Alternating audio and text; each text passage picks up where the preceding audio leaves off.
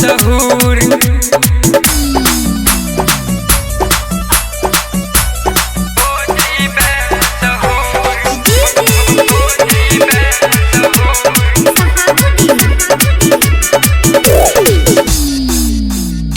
जिला सहरसा से ले आई है कान के बाली, बलुआ चौक से तू किनी है होठ लाली, सतौर चौक से लो आई है आँखी के काजर, लगतो नहीं तोरा ऊपर का करोगे नजर।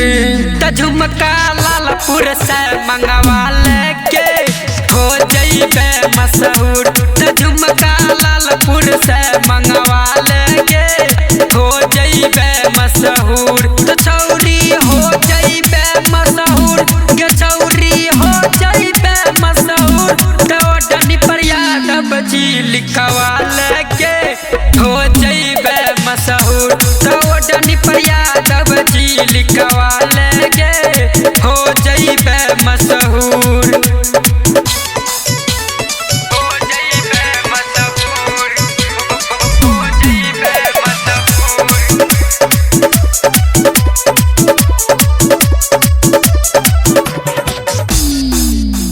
गे दिलवा लग गई है जाके छौरी का दीवारा, पीछा नहीं कर तो कोनो छौरा आवारा।